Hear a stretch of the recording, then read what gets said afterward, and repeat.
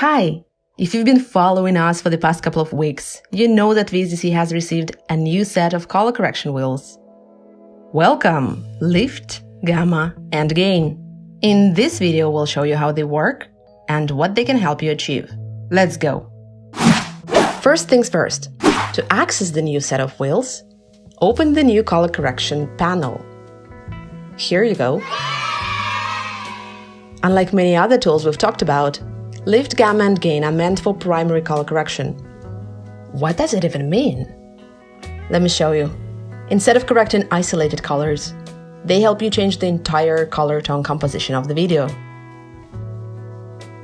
Lift can help you fine-tune dark tones. Gamma works with mid-tones. Gain adjusts bright tones. And the fourth wheel, named Offset, helps you correct the entire image. The easiest way to show you how these color wheels work is by comparing them to RGB curves. Let's open them right here on the right-hand side and have a closer look. Okay, you want to pay attention to this line, this diagonal axis. The bottom left point is called the black point. The top right point is called white point. The vertical axis helps you control color brightness, and the horizontal axis helps you control the color tone. If you start dragging the black point up, you'll notice that dark color tones gradually become brighter. And if you look at the scopes window with the wave mode activated, you'll notice that the graph follows the changes in the color tone spectrum.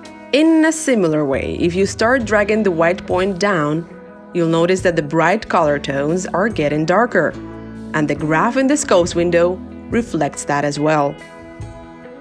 Let's quickly switch to an image with more than two colors in it. First, you'll notice that the graph in the scopes window looks much more complex. And that's the way it should be. Remember to always keep an eye on that graph while performing color correction using RGB curves. But let's go back to the gradient for a sec. You may think there are just two control points here, but you can go ahead and create new control points manually to perform color correction more precisely without moving the black and white points. Alright, back to the Lift, Gamma, and Gain color wheels. If you start moving the control point within the Lift color wheel, in the Scopes window you'll see familiar changes. Remember, Lift helps you adjust predominantly dark tones, while Gain helps you adjust predominantly bright tones. So what does Gamma do? Gamma helps you adjust midtones. On the wave graph, it looks like an arch. The Offset wheel helps you adjust the entire color tone spectrum. It changes dark tones via the black threshold slider and white tones via the white threshold slider. Time to practice on a real image. First thing you want to do is analyze the spectrum in the Scopes window. Try to spot an area that looks too saturated or an area that looks too empty. Ideally, you want to have a graph with a wide, more even color distribution, which would mean a good spectrum of color tones in the image. Just make sure that no color channel component becomes too predominant, and continue experimenting.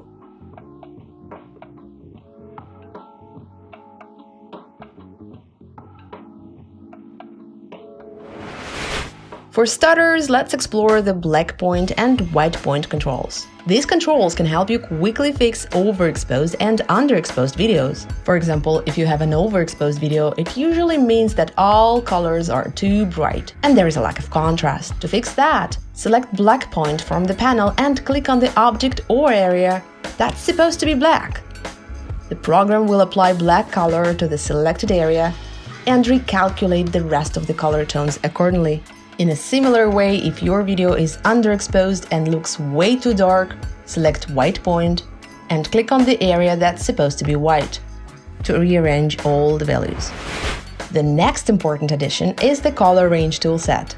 It comes in handy if you need to perform color correction for an isolated area in the video. To try it out, select the eyedropper tool and click on the area you'd like to work on. Then check the box named Show Corrected Area to make sure the program has applied your selection correctly. If the selection is insufficient or too broad, you can expand or contract tone selection using these additional eyedrop icons.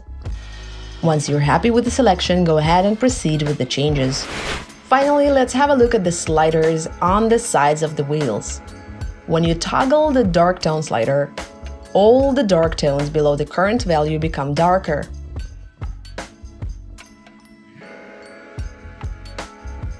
When you toggle the bright tone slider, it dims all the color tones and reduces the number of bright tones. The last two sliders are called black and white threshold, and you'll find them around the offset color wheel. The left slider dims dark tones until the image becomes white, while the right slider decreases the contrast until the image becomes black. And that's all you need to know to get started with the new set of color wheels in BeezDC. Share your thoughts in the comments below and don't hesitate to ask any questions.